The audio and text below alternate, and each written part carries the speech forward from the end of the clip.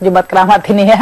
Kita akan menyoroti berita-berita terhangat yang terjadi selama sepekan ini. Dalam editorial sepekan ini kita akan berbincang bersama narasumber yang sudah hadir. Saat ini ada Pak Firman Jayadael, ini politisi PDI Perjuangan. Selamat malam Pak Firman. Selamat malam Mbak. Dan juga ada Pak Habibur Rahman, ini Ketua DPP Partai Gerindra. Selamat malam. Selamat malam Mbak. Ya, sebelum kita mulai dialog ini kita simak dulu tayangan berikut ini pemirsa.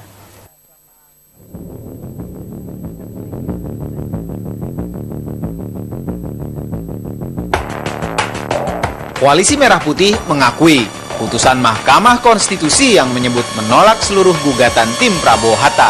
Kedepannya, Koalisi Merah Putih memastikan akan berada di luar pemerintahan.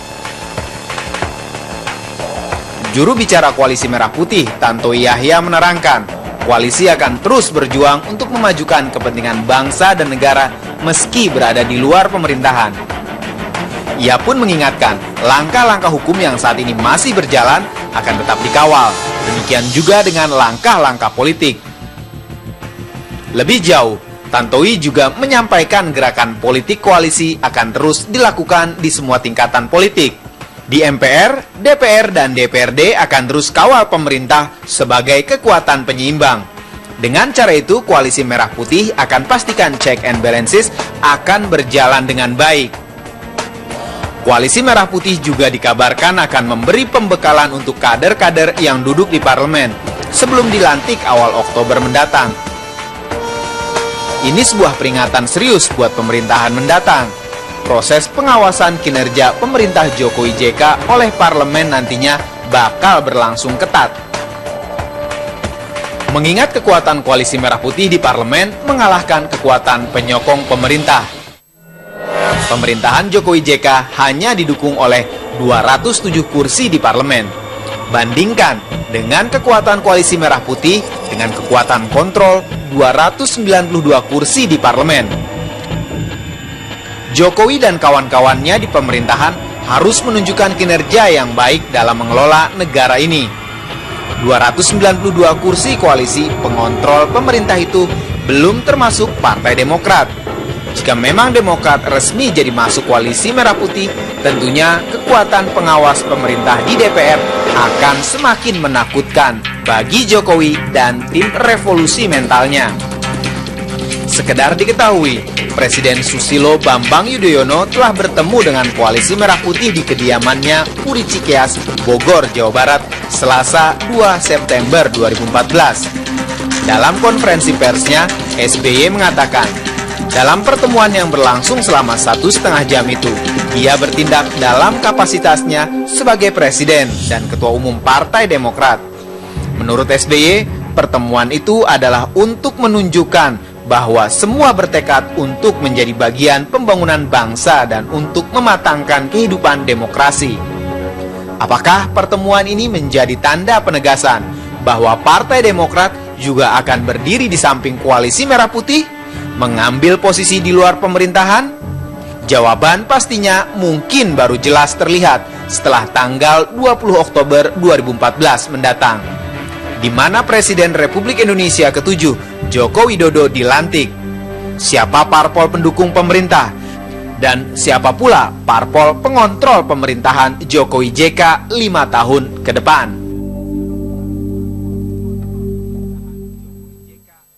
Ya, yang menjadi tema perbincangan selama sepekan ini juga tentang koalisi ini ya Pak Firman. Sebelumnya PDIP sempat menyuarakan akan ada 2 partai politik yang akan bergabung dengan PDIP. Tapi tampaknya ini tetap seperti ini, akan menjadi PR berat, pertentangan berat ini nanti di parlemen. Iya, tapi itu tidak juga, karena komunikasi politik itu terus-menerus berlangsung ya sedemikian rupa, bahwa sekarang masih belum mewujud dalam satu kekuatan politik baru, itu soal lainnya. Jadi masih mengharap ini ya? Ya, sebenarnya juga dengan posisi sekarang kita udah bisa bekerja secara efektif dan efisien karena melalui pemilu presiden sudah diberikan mandat dan kampanye politik kepada Jokowi JK. Nah, dalam rangka untuk lebih mengefektifkan lagi, memang dukungan politik real dalam parlemen itu menjadi penting. Tetapi sesungguhnya kalau misalnya program yang akan dilakukan dan performa dari pemerintah Jokowi JK bagus, tentu itu mendapat dukungan real dari rakyat. Dan saya kira, dan kita memastikan sesungguhnya juga itu tentu fraksi yang ada di dalam parlemen betapapun belum masuk secara resmi di dalam kerjasama politik dengan partai politik yang mendukung Jokowi JK, tapi jika kalau program yang ditawarkan oleh pemerintah dan performance-nya bagus, tentu kan mendapat dukungan juga. Oleh karena itu maka komunikasi politik tentu kita akan wujudkan lagi dalam bentuk. Tapi meskipun dalam program-program mungkin dapat dukungan ya, tapi misalnya dalam posisi-posisi strategis, misalnya ketua DPR atau posisi ketua fraksi, nah ini akan luput dong kalau secara jumlah lebih banyak koalisi merah putih. Iya, ini kan masih berlangsung terus-menerus ya, karena yang pertama kita juga sedang mengajukan judicial review ya ke Mahkamah Konstitusi. Yang kedua, waktu kan masih berjalan sedemikian rupa. Yang ketiga, kita juga bisa tahu persis walaupun misalnya salah satu atau dua partai politik yang tergabung dalam koalisi merah putih misalnya masih belum menyatakan resmi masuk di dalam aliansi pendukung koalisi Jokowi JK, tetapi sangat terbuka kemungkinan kalau misalnya ditawarkan itu pengimbang atau penyeimbang lah begitu, maka bisa jadi ini kan tergantung komunikasi politik yang dibangun oleh kedua belah pihak itu. Jadi Anda yakin mungkin langsungnya menunggu Munas begitu ya mungkin ya Pak ya? Selain dengan pergantian kepemimpinan nasional di partai politik masing-masing, kita kan juga menghargai kedaulatan partai politik. Tetapi kita juga tidak bisa dilarang oleh partai politik manapun untuk melakukan komunikasi politik dengan partai politik yang ada di dalam tanda petik koalisi merah putih itu. Tapi yang saya maksud adalah tanpa menunggu pun Munas, jikalau misalnya salah satu atau dua partai politik yang tergabung di dalamnya ya memberikan dukungan politik kepada kita misalnya dalam soal kepemimpinan di parlemen, maka tentu kita menyambut baik itu. Baik. Saya kira itu yang menjadi. Baik, ini Pak Habibur Rahman yakin ini koalisi merah putih solid begitu, tidak ada yang kemudian di tengah jalan akan merapat begitu ya ke kubu pemerintah atau ke Jokowi? Iya, ini pertanyaan kesekian kali ditanyakan ke kita-kita solid atau tidak. Faktanya kayaknya semakin digoda semakin solid gitu ya. Jadi bahkan ada tambahan Demokrat begitu, benar? Ya, Demokrat justru yang paling tegas mengatakan bahwa Pak SBY mengatakan di luar pemerintahan dan orang yang diminta menjadi menteri Pak Jokowi diwajibkan meminta izin. Nah, tapi saya ingin luruskan juga tadi soal klaim dipilih rakyat tersebut. Kita juga harus proporsional karena kan berdasarkan konstitusi kita ya dua-duanya dipilih rakyat. Presiden dipilih langsung oleh rakyat, anggota-anggota DPR yang dari partai koalisi maupun bukan partai koalisi juga dipilih oleh rakyat. Jadi tidak bisa kita hadap-hadapkan dua rezim tersebut dan keduanya mempunyai fungsi yang masing-masing spesifik. Di parlemen itu fungsinya cuma 3. Mengawasi, kemudian legislasi dan budget. Nah, saya pikir sepanjang masih dalam konteks fungsi apa yang dilakukan partai koalisi sah-sah saja, sehingga tidak akan ada berhadapan-hadapan ini dipilih oleh rakyat. Oleh karena itu ketika ada masalah yang bertentangan dengan presiden terpilih rakyat berhadapan-hadapan dengan rakyat. Menurut saya itu juga maksudnya tidak mungkin programnya yang pro rakyat kalau, mungkin tadi maksudnya. Kalau soal program kan tentu saya sepakat kalau soal komunikasi politik kita juga tidak menutup komunikasi politik dan kita juga tidak menutup kemungkinan ya program-program Pak Jokowi, Pak JK yang bagus, yang berpihak kepada rakyat pasti kita dukung. Itu pasti. Ya. Itu jaminan ya, dari semua pimpinan koalisi merah putih termasuk dan terutama Pak Prabowo sendiri. Yang bagus dari Pak Jokowi itu kita dukung dan kita sudah. Tapi kita kan tentu masih sangat ingat kita tunjukkan kedewasaan tersebut sejak debat Capres. Kalau Mbak Rahma ingat ya, ada yang bagus Pak Jokowi, oh saya sepakat dengan Jokowi. Ya. Ada berapa kali walaupun itu mungkin dari ahli debat kita dipermasalahkan karena itu anti teori debat, jangan sampai ya kan sependapat dengan pihak. Tapi tidak akan terjadi seperti itu nanti di parlemen ya. Tapi kita ingat bahwa memang ketika di Pilpres ini begitu kuat berhadapan-hadapannya begitu kan ya. Demikian kasus di Mahkamah Konstitusi. Nah, masih disebut-sebut tadi bahwa jalur hukum masih terus bergulir begitu kan ya. Kemudian ada jalur politik lagi nih, maksudnya itu? Ya, jadi gini. kita ini sebagai bangsa menghadapi masalah yang mungkin tidak kita hadapi sebelumnya, nggak ada referensinya. Tapi saya ingin katakan, persoalan hukum ya persoalan hukum. Yang masih tersisa, misalnya soal gugatan tim Merah Putih ke Mahkamah Agung, uji materi soal peraturan KPU. Kita harapkan itu tadinya selesai sebelum Mahkamah Konstitusi. Sehingga kita harapkan bisa mewarnai putusan Mahkamah Konstitusi. Tapi apa mau dikata, sampai saat ini pun putusan MK sudah 2-3 minggu, putusan MA-nya ya kan soal peraturan KPU DPKTB belum selesai. Tapi kan namanya masalah hukum kita tetap harus selesaikan. Jangan karena PHPU-nya sudah selesai, masalah-masalah hukum yang tersisa gitu kan tidak kita selesaikan. Jadi kita selesaikan saja, kita tunggu apa putusan Mahkamah Agung. Baik. Ya itu kita lihat. Baik. Iya, ini tapi ya silakan Mas Sidat. Sistem presidensil yang kita anut berdasarkan konstitusi kita itu kan berbeda dengan sistem parlementer. Nah, oleh karena itu maka kalau misalnya kita bandingkan berdasarkan pengalaman politik, kasus Bang Senturi misalnya, kalau kita mengaduk misalnya sistem parlementer, maka pemerintah SBY Budiono udah selesai.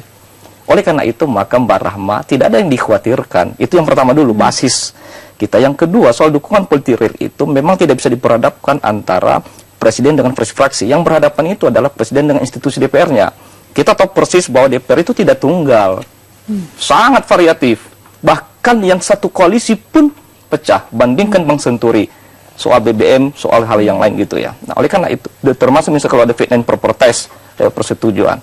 Nah, hal yang kedua adalah karena memang yang dimaksud dengan dukungan real itu penuh dalam tradisi misalnya pemilu presiden dimanapun, yang sudah terpilih itu maka tidak bisa ada pembelahan sosial. Sekian yang memilih presiden A, sekian yang memilih, tidak bisa terkotak-kotak nggak bisa lagi, lagi udah ya. selesai. Satu suara pun beda, seperti Amerika Serikat, maka itu presiden Amerika. Tidak boleh lagi dulu yang memilih ini, maka oleh karena itu harus memperhatikan yang sekian 7 juta. Ya, karena sekarang sudah menjadi satu semua ya rakyat Indonesia. Jadi 3 pendekatan, makanya secara konstitusional, secara politis tidak perlu dikhawatirkan sebetulnya. Baik. Karena kita sistem presidensial. Dan yang kedua, tidak pernah ada satu kekuatan dalam koalisi pun yang bergabung secara permanen itu. Bandingkanlah misalnya dalam kasus misalnya Pak SBY Budiono dalam koalisi itu tidak ada itu. Oleh karena itu maka saya tidak bisa bayangkan ya kalau ada program konkret baik di level politik legislasi, politik pengawasan maupun politik anggaran. Kalau ada yang baik dan benar dari Jokowi JK, apa yang menjadi alasan untuk ditolak? Kan tidak ada. Ya. Jadi oleh karena itu maka kita memiliki modal sosial politik untuk bekerja melayani rakyat melalui pemerintahan baru. Baik, baik, kita harus break dulu. Kita lanjutkan lagi nanti pemirsa setelah pesan-pesan berikut ini.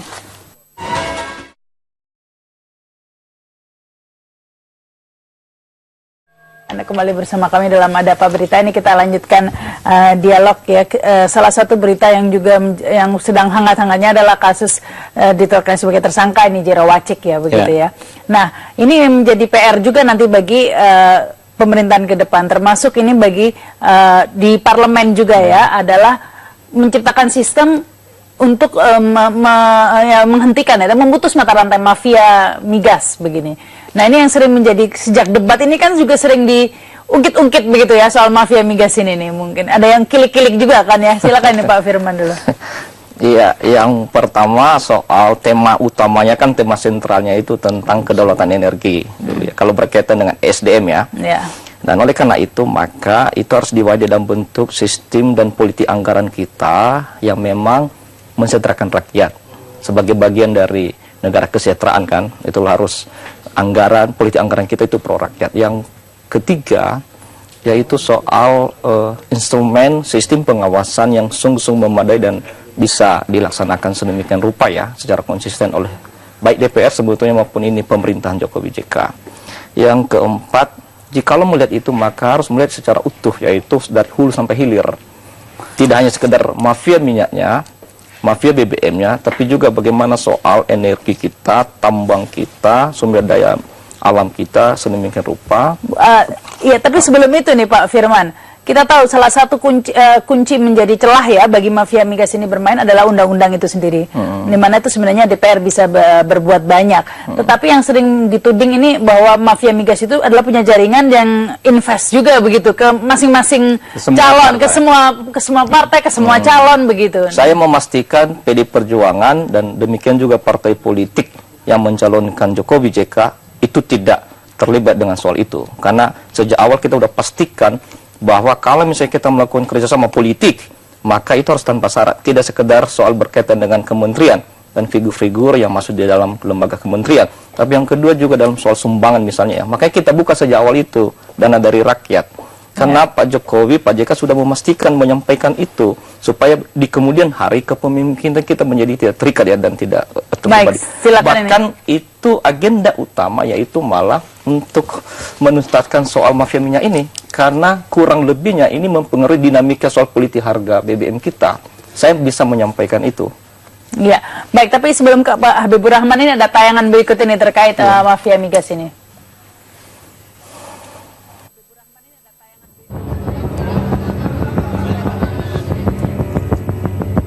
Presiden terpilih Joko Widodo alias Jokowi mengaku telah menyiapkan siasat khusus untuk memberantas mafia minyak di Kementerian Energi dan Sumber Daya Mineral (ESDM). Tetapi, ia tidak menjelaskan secara jelas siasat yang dimaksud tersebut. Menurut Jokowi, memang perlu strategi jitu untuk menghadapi mafia minyak di Kementerian ESDM, sebab mereka sudah menjadi jaringan yang rapi dan terorganisasi. Begitu juga dalam hal penetapan tersangka Jero Wacik. Menteri ESDM Rabu kemarin, Jokowi menilai pasti melibatkan mafia-mafia minyak itu. Jokowi beranggapan Menteri ESDM dalam pemerintahan mendatang harus memenuhi kriteria khusus yang telah ia siapkan juga. Misalnya, harus yang mempunyai karakter kuat, integritas, dan kemampuan manajerial yang kuat. KPK menetapkan Menteri Jero Wacik sebagai tersangka. KPK menduga Jero melakukan pemerasan. KPK sudah menerbitkan surat perintah penyidikan pada 2 September 2014. Kemudian peningkatan status menjadi tersangka pada 3 September 2014. Penyelidikan dugaan penyimpangan dana di Kementerian ESDM dari tahun 2010 sampai 2013 yang menjerat Jero Wacik itu merupakan pengembangan kasus yang menyeret mantan Sekretaris Jenderal Kementerian ESDM Waryono Karno dan suap yang menyeret mantan Kepala Satuan Kerja Khusus Pelaksana Kegiatan Usaha Hulu Minyak dan Gas Bumi Rudi Rubiandini. Sudah menjadi rahasia umum, industri migas di tanah air dinilai penuh dengan praktek kotor permainan para mafia, mulai dari sektor hulu sampai hilir. Hal itulah yang membuat pemerintah sulit untuk mengendalikan harga minyak dan gas untuk kebutuhan rakyatnya sendiri. Kebijakan yang kerap diambil oleh pemerintah terkait migas selalu berujung pada menaikkan harga migas. Pemerintah selalu kalah oleh para mafia, atau justru malah lebih memilih mengalah dengan berbagai alasan. Sekedar diketahui, sejak KPK mulai mengarahkan senapannya ke sektor migas, sudah ada beberapa pejabat negara yang terkena peluru KPK. Selain Jero Wacik dan Sekjen ESDM Waryono Karno, sebelumnya KPK juga sudah menjerat Kepala SKK Migas Rudi Rubiandini. Bahkan dari kalangan legislatif juga sudah ada yang dijadikan tersangka, yakni Ketua Komisi Energi DPR RI, Sutan Batugana. Melihat pada kenyataan ini, wajar jika banyak kalangan yang berharap agar pemerintahan mendatang harus membenahi permasalahan minyak yang kerap terjadi itu. Jokowi JK harus melakukan pembenahan di sektor hulu yang menjadi sumber permasalahan minyak dan gas selama ini. Pemerintah mendatang harus bisa memberantas mafia yang bermain di sektor migas. Pemerintah juga harus mampu membangun kilang minyak baru. Yang menjadi pertanyaan sekarang, mampukah atau beranikah Jokowi berperang melawan para mafia yang telah bercokol lama itu? Ya, ini langsung ke Pak Habibur Rahman ini, karena juga dituding juga ini bahwa memang bermain melalui jalur politik ya. Dan, iya, betul. Jadi kalau pertama, kalau soal korupsi tentu kita sepakat ya, siapapun pelakunya ya, mau kawan satu partai sekalipun harus ditindak dengan tegas. Nah kemudian soal migas, nah kalau soal migas ini saya pikir kalau Gerindra ya, terutama Gerindra sudah sangat jelas sejak bertahun-tahun lalu disampaikan Pak Prabowo apa yang dikatakan bocor-bocor kemudian malah dibully itu ya terutama di sektor energi dan migas. Jadi kalau Pak Jokowi punya konsep yang dianggap bagus dan punya tekad, ya bagus juga bagi kami. Kan mengawasi, kita tinggal mengawasi saja nanti di pelaksanaannya. Jadi tidak akan ketika mungkin ada perubahan undang-undang. Poinnya begini, kita ini kan soal mafia migas ini tadi dikatakan sudah rahasia umum terjadi selama ini. Nah, yang kita khawatirkan dan jangan sampai terjadi adalah ganti rezim, ganti mafia, atau ganti rezim, ganti broker, ganti calonnya saja. Prakteknya tetap. Nah, itu yang kita perlu sama-sama kontrol. Bagus tadi saya bilang Pak Jokowi punya tekad, walaupun belum diungkapkan secara gamblang, tapi ya kita kontrol saja nanti kita saling kita lihat. Iya, ini menarik nih. Kalau selama ini kita tahu nih brokernya ada inisial X begitu kan ya. Nah ini kalau Jokowi X-nya diberantas tapi ganti Y begitu kan. Ini brokernya ini kan bisa mungkin seperti itu nih karena mengingat ini adalah lahan yang paling basah ini. Iya, kita memastikan bahwa broker dari manapun dengan cara apapun itu harus ditutup pintu. Itu tidak bisa. Memang misalnya broker lama itu mafia migas itu, mafia minyak yang lama yang berganti rezim terus-menerus bercokol ya, itu memang sudah pasti itu tidak hanya sekedar ditutup, bahkan juga akan dituntaskan, itu diselidiki itu ya. Apalagi kalau ada yang baru lagi, dari manapun berasal, itu harus ditutup pintu, bahkan pun jika ada indikasi itu harus diproses demikian rupa. Karena yang rugi itu adalah seluruh masyarakat dan bangsa Indonesia, dan itu tidak memberikan performa bagi pemerintahan baru. Kita harus menapaki masa pemerintahan yang baru lah. Kebaruan itu ditampilkan lewat performance penampilan pemerintahan yang memang harus menyatakan tidak terhadap itu mafia ya. Dan berkaitan misalnya tadi soal Pak Jero Wacik ya, saya menyorotinya secara sistem aja ya. Yang disampaikan KPK kan tuduhan dengan soal pemerasan ya. Dan kita mendengar bahwa KPK juga sedang membuka soal keterlibatan Pak Jero Wacik dalam kaitan misalnya dengan hal-hal yang strategis yang lainnya. Kita bukan dalam posisi mendorong, tapi mendukung sepenuhnya, dan saya kira juga Gerindra juga mendukung sepenuhnya untuk bekerjanya KPK membongkar ini. Sebab dengan posisi menteri itu kan posisi strategis. Tidak sekedar hanya soal kasus dan pemerasan 9,9 miliar terlalu kecil ini, terlalu remeh-temeh buat SDM ya Pak. Dan kita mendukung pemikiran pernyataan yang disampaikan oleh KPK akan melanjutkan ini dalam kasus-kasus yang lain. Nah, oleh karena itu maka pendekatan sistem ini sesungguhnya adalah bukan pendekatan suka dan tidak suka, bukan pendekatan kasus itu sendiri, tetapi sebagai bagian pelajaran politik hukum bagi kita, supaya kasus-kasus yang lain itu bisa dibuka dan tidak bisa diulangi lagi oleh siapapun, termasuk oleh pemerintahan yang baru juga. Baik, kita harus break dulu lagi nih. Kita lanjutkan lagi nanti pemirsa, kami segera kembali setelah pesan-pesan berikut ini.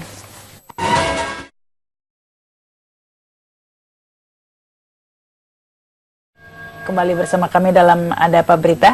Ya, kita lanjutkan nih masih tentang masalah migas kita ya. Saya ke Pak Habibur Rahman. Nanti Anda mengatakan tadi semua kebijakan yang pro rakyat tentu akan didukung oleh Koalisi Merah Putih. Bagaimana dengan kebijakan kenaikan harga BBM ini nanti begitu Pak? Nah, justru soal kenaikan harga BBM ini kita menjadi khawatir ya. Ada kontradiksi dengan apa yang disampaikan Pak Jokowi dengan praktek paling tidak yang sudah diisyaratkan.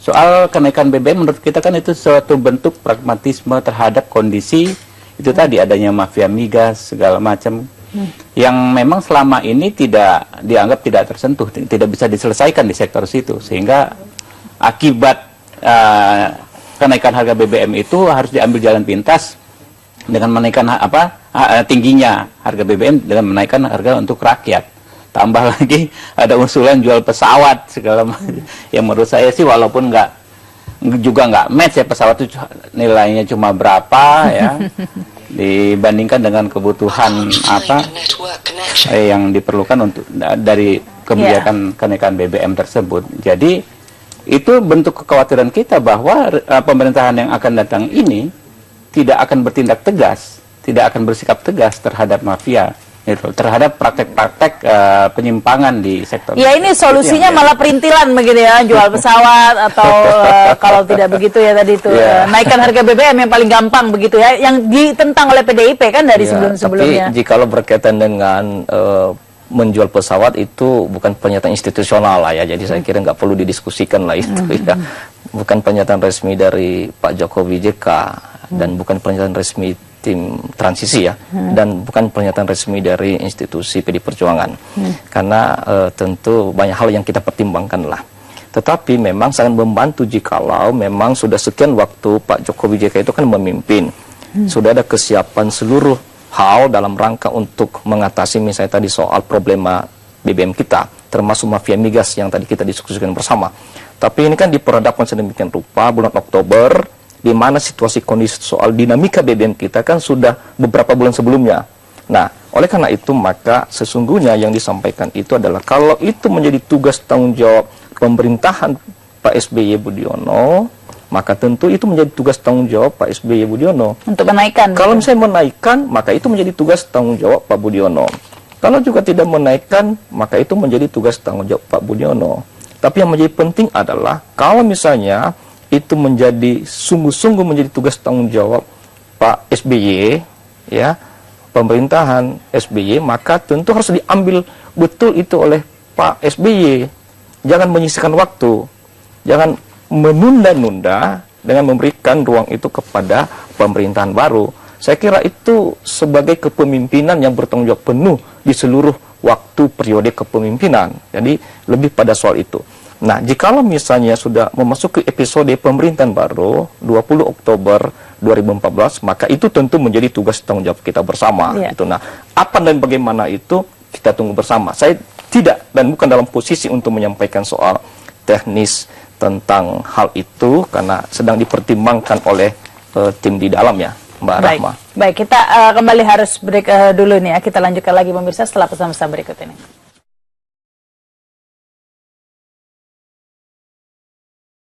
Ya, Anda kembali bersama kami dalam Ada Apa Berita. Kita lanjutkan dialog ini. Salah satu yang menjadi sorotan adalah tim transisi juga nih, Pak Firman. Dengan ditetapkan tersangka Jero Wacik dan ada 3 menteri ya di SBY yang sudah menjadi tersangka. Ini pelajaran penting bagi tim transisi nih ya, agar dalam menyusun kabinetnya ini benar-benar hati-hati begitu, Pak Firman. Saya tentu bukan dalam kapasitas sebagai tim transisi ya, tapi sebagai politisi PD Perjuangan. Sebab malah kalau ada malah yang masuk itu malah biasanya itu malah nggak mengakui, karena itu sistem bekerjanya kan lebih efektif ya. Nah, tapi itu hak prerogatif, hak konstitusional Presiden ya Republik Indonesia di dalam sistem konstitusi kita. Tentu yang dipersiapkan oleh misalnya teman-teman yang di tim transisi itu kan lebih pada soal misalnya kelembagaan negara yang berbasis pada misalnya sistem konstitusi kita, yang kedua Undang-Undang Nomor 39 2008, kemudian yang ketiga visi misi program Jokowi JK, yang keempat misalnya hal yang terutama dan terpenting sebagai bagian dari pelayanan publik, lebih pada soal itu siapa orangnya, sumber seleksi rekrutmennya, dan bagaimana tensi di dalam proses untuk menentukan itu menjadi kewenangan dan hak konstitusional Presiden.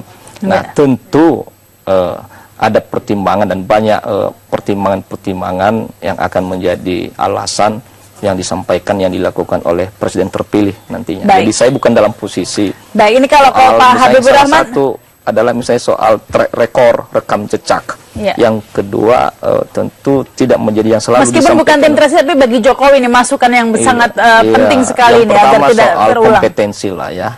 Dan yang kedua soal rekam jejak itu perlu ya.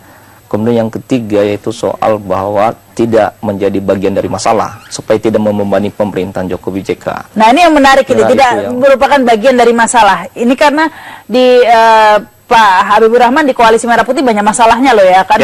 Kalau Banyak menurut politisi yang kalau, sudah kalau soal korupsi itu kita sulit ya. Apa namanya, kecuali Gerindra yang paling enak ngomong karena belum ada. Iya. Bukan tidak, belum ada. Mohon maaf, apa namanya, bendahara umum ini juga kan sekarang sedang deg-degan juga Pak Oli gitu kan. Kalau ya masih saksi lah. Iya, masih saksi. Cuma kan kurang lebih sudah dipanggil berulang kali. Kalau udah KPK sudah istilahnya keseringan manggil tuh biasanya berakhirnya ujungnya nggak tersangka, berbeda. gitu. Cuma memang juga apa namanya, hampir semua partai nggak bersih dari apa nama, dari kasus kader korupsi. yang tersangkut. Ya kita nggak perlu Cuman tunjuk. bedanya nih pemimpin-pemimpinnya, gitu kan? Enggak, itu faktor atau bukan? Ya hanya juga yang top leader ya, yang bahkan sudah sempat selesai menjalani hukuman karena kasus cek melawat dan lain-lain sebagainya. Saya nggak mau ngomong macam-macam. Saya juga khawatir, bukan khawatir ya, kita juga nggak bisa jamin misalnya politisi Gerindra nggak ada yang kena kasus korupsi saat ini. Itu persoalan kita bersama. Yang kalau kita sepakat, maka siapapun yang kena, baik lawan maupun kawan, ya kita lawan bareng-bareng gitu kan. Kita habisi sama-sama, kita minta KPK untuk tegas. Makanya KPK ini kan dia beyond the regime ya. Pemerintahan berganti kan KPK-nya kan tetap. Nah, saya pikir ya memperkuat KPK dan lain-lain sebagainya itu program yang kita sama kemarin waktu debat Capres. Kita sama-sama punya program begitu. Jadi kalau soal tadi track record ya, susah juga. Namanya korupsi, mohon maaf Pak Jero Wacik itu kita dulu dikenal waktu Menteri Pariwisata sebagai orang yang jujur dan lain sebagainya, sederhana. Pak Rudi Rumiandini misalnya baru beberapa bulan ya pulang ke kampung naik kereta api. Ya menurut saya yang seperti itu sulit kita mendeteksi ya track record. Namanya korupsi itu kan soal, kata Bang Napi, termasuk naik andong, naik ke bajai. Beda dong. Pak Jero Wacik kan belakang kan baru terlibat.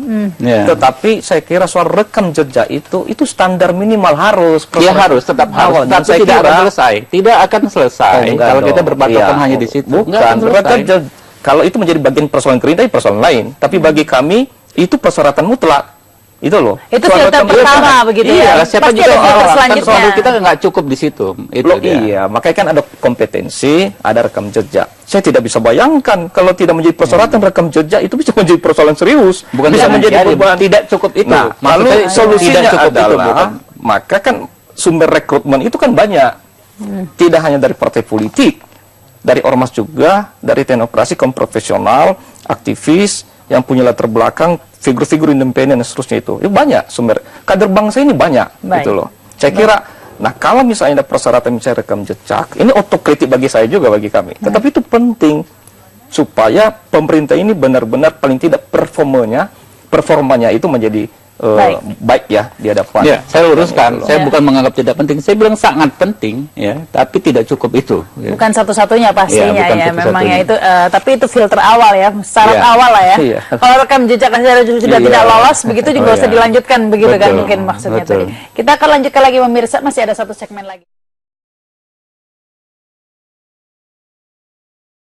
Ya, Anda kembali bersama kami dalam Ada Apa Berita. Ini sudah di segmen terakhir, jadi langsung closing statement saja nih. Silahkan mungkin Pak Habibur Rahman dulu. Ya, menurut saya sikap ya masing-masing partai di Koalisi Merah Putih jangan dijadikan paranoid, jangan ditakuti dan jangan pula didramatisir. Itu menurut saya biasa, tiap 5 tahun ada partai-partai atau kelompok partai yang berkomitmen untuk menjadi penyeimbang. Nah, jadi tentu semua, baik kami di Koalisi Merah Putih ya, partai-partainya maupun Pak Jokowi jika sama-sama punya niatan yang baik.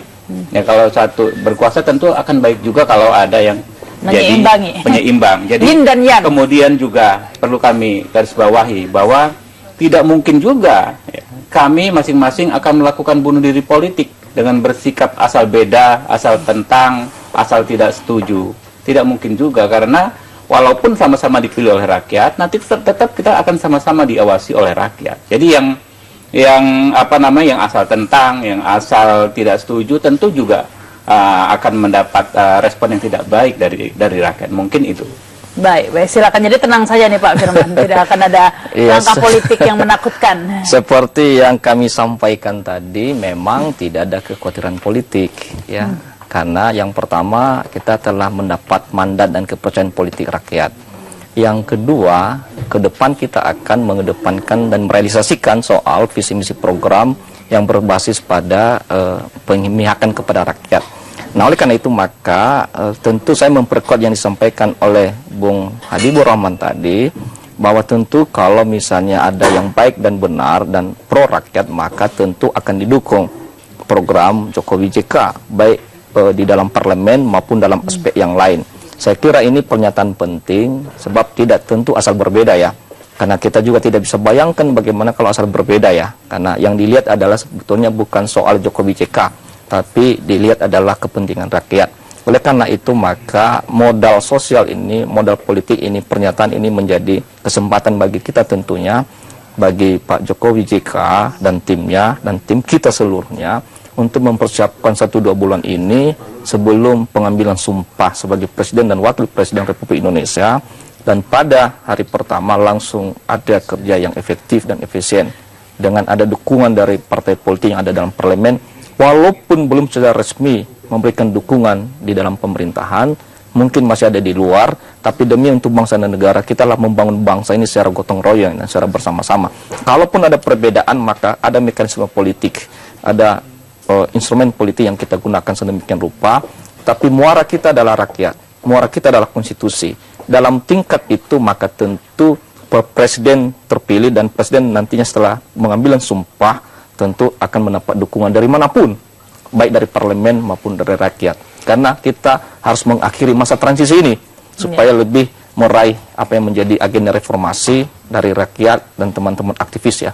Baik, baik. Terima kasih nih Ya, Pak Firman, terima sama-sama. kasih juga Pak Habibur Rahman. Kita nantikan saja nih seperti apa, apakah nanti semua yang diucapkan ini terimplementasi, pasti publik akan menyaksikan dan mengawalnya begitu ya.